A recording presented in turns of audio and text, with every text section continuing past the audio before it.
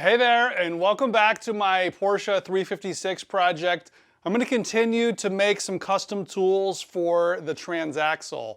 So if you haven't been following along, this Porsche 356 was running just fine. The Transaxle was quiet, it shifted really well.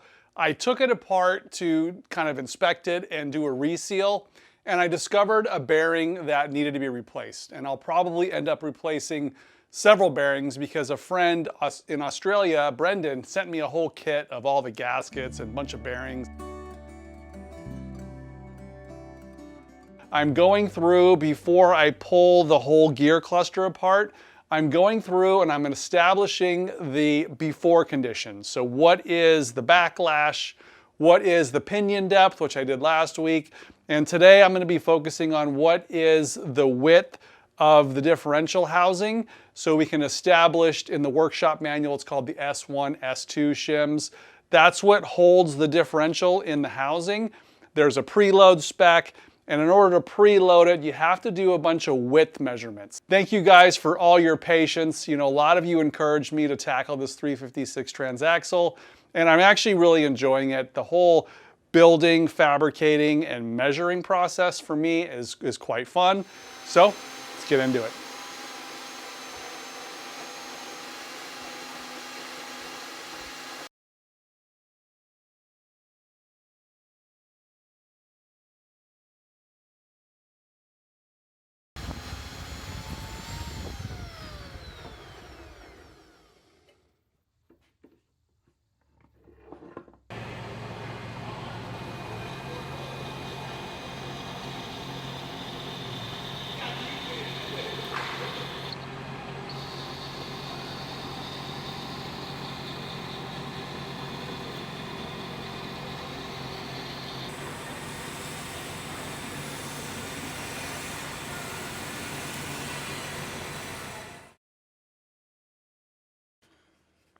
So this is the new mandrel I just made. It is heavy, it's solid steel, and that's going to come in to our advantage. This is the piece I made last week. I removed the dial indicator because I'm going to use it on another tool. But this tool is designed to measure perpendicular. There's a pointer that comes out of here. This one measures perpendicular to the bearings. With the pointer going this way, it measures the pinion depth. It's very secure in this direction, so it's a tight fit between the bearings and the carrier. So this doesn't necessarily slip in. Today, I'm using this mandrel to measure the distance between this bearing and the other one that's on the other cover. And this is a little bit longer, so it makes it a little bit more of a precise measurement. And this is able to slide in very easily. So as this mandrel is allowed to slip up and down, we'll put the dial indicator on the outside, and that's going to determine how much free play there is with this inside the Transaxle between those two bearings. If we were to use the actual housing to do this, it's possible, but there's so much power to overcome the fit of the bearing onto the housing that the measurement's difficult. I think this is the best way to measure it. So I have this big caliper, and that is useful to measure the width of the carrier. And then we're going to measure the width of the mandrel and see how far apart they are. And then we're looking for a relative measurement. So the absolute measurement's not super important here. It's really just the amount of preload. So let's go ahead and take a measurement on the housing. This is not a 741, but I'm just going to show you how this big caliper would get around the flange here. So we can measure the width here, you know, pretty accurately. This goes down to the half 10,000ths. So in this particular one, you know, this is 4.722. I'm using inches just because I'm more accustomed to it. So every time I measure this, I get 4.722. We can measure it in a few places. I think there might be a little dirt on there. These have to be really clean. 4.7215. 4.722. This guy here is the mock-up one that I've already modified. This one happens to be narrower, 4.7185. So that's why you got to measure each individual part. There are some manufacturing variations, 4.7185. And when I get to the actual 741 carrier, it's going to be a much wider carrier. That's why I made this one. This one is the 741 dimensions. I get 5.640.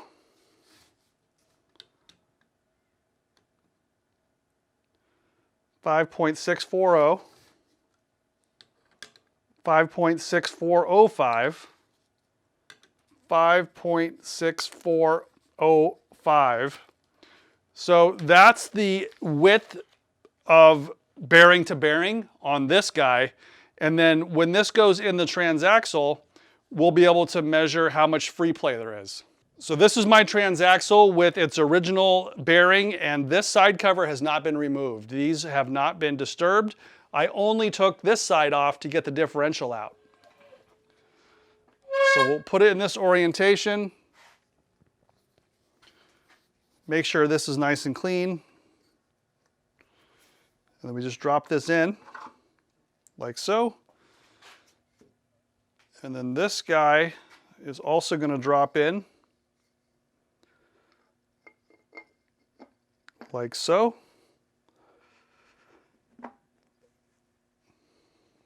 And then we can feel there's just a little bit of movement up and down on that. Now the movement is partially because the bearings have their own free play. One's a thrust bearing, one's just a regular roller ball bearing.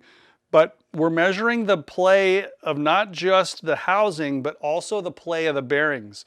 We want all that play to be taken up so we can calculate how much to kind of squeeze those bearings to account for expansion when it heats up, expansion when it deflects, when it drives, and so forth. The factory gasket is still underneath this. I haven't disturbed anything.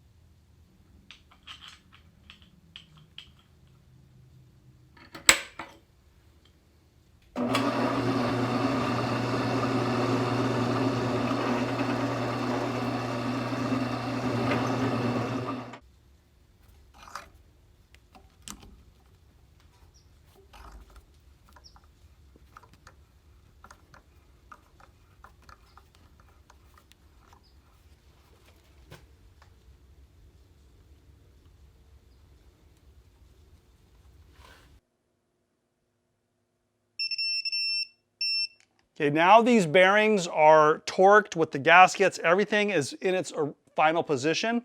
So this mandrel has movement in there. That's the free play I'm talking about. Now, due to the weight of the mandrel, the bearing on the bottom is loaded, and that's right where it's going to roll around. You know, this rolls around just fine. The bearing on the bottom it can't go any deeper, and that's what we want to measure. We want to measure the maximum distance between bearings So the weight of the mandrel is actually helpful.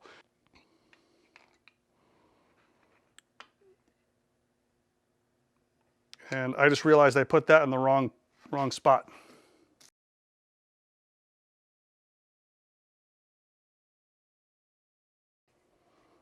I'm not sure why I picked this longer stud, because it actually made this piece a little bit more complicated. I should have just gone from here to here, but I'm already done now. So this screws down. And what happens is this bar actually clamps right onto the top of that dome. So I'm trying to really make sure this bar is nice and stiff so it doesn't flex at all when I turn this upside down. This is what I mean by the careful measurements. We're really making sure this dial indicator is only measuring what moves here inside. I'm going to switch back to inches. So I'm zeroed here. And just to get a rough idea, I'm pushing this up and it's moving 31 thousandths of an inch. That would have to be taken up with shims if this was the actual carrier. So hopefully you can see the pointer of the dial indicator is right there against the mandrel.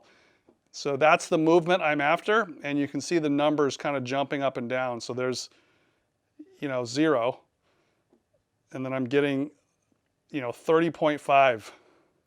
So even though it's fair just to push up on the mandrel, I thought about moving the whole thing upside down so I have equal weight on the lower bearing, and then when it's upside down, it'll be equal weight on this upper bearing, which will then be the lower bearing. So I'm going to tip it upside down and then see what happens to the number.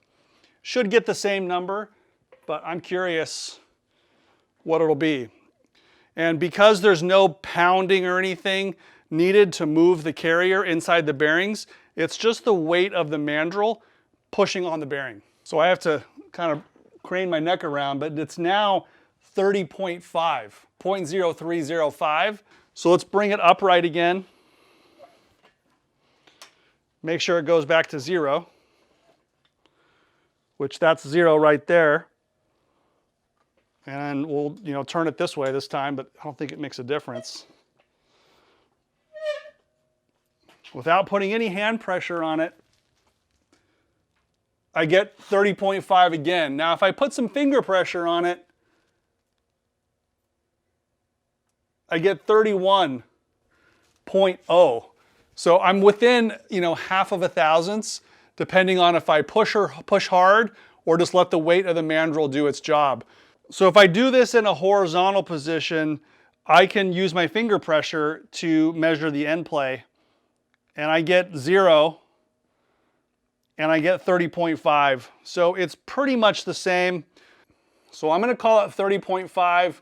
Even though I've done it, multiple different ways, I'm getting the same exact number each time.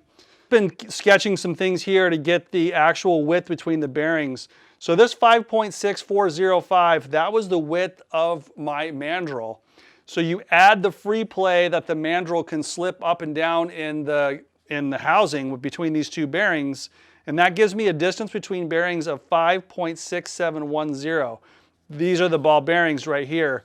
The ball here, and these are the races. So that's how far apart it is in the actual housing once everything is gasketed and torqued. We can add shims to the left side and the right side in order to create a distance that, in this case, we would want 5.67, call it 5. That would be a 4 thousandths interference, which is called preload. I think the manual calls for 3 to 7 thousandths, but we want the differential carrier to be slightly wider than the distance between ball bearings, and that's basically going to take those bearings and make sure that there's no wobble in them. And then you can take the shims and move them left to right. It won't actually affect the preload, but it will affect the distance between the gears, and that's measured in terms of backlash. I know all this technical mumbo jumbo is kind of hard to watch, but it is important for me to not only take the measurements, but understand the why. And I'm going, I think, the extra mile to fully understand the intent of how these gears work and how it's adjusted correctly and why the factory specifies things the way they do. I am taking it a little bit different than the workshop manual, but that's only because we have digital gauges now, and we have the ability to take a tool that's a combo tool and really separate it into a pinion tool and then an end play tool or a preload tool, because in my view, you want the preload tool to be able to kind of move a little bit in the bearings, whereas in the pinion depth, you absolutely don't want the tool to move radially in the bearings. And so basically I'm thinking about all the ways that the gears spin and some of the errors in the measurement, and I'm basically going through in excruciating detail. So if you're watching this, thank you for sticking with me. Next time I'm going to be pulling apart the gear cluster, and I'm finally going to get to that bearing that needs to be replaced. And we'll do some more inspection on some of the internal bearings on the intermediate plate, and we'll start repairing the parts that are broken, or not broken, but worn, and start putting this thing back together.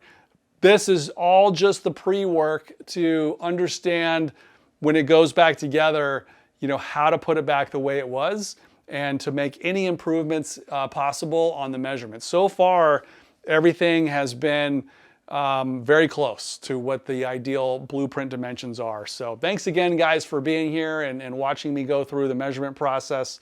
We got 2 significant tools made today.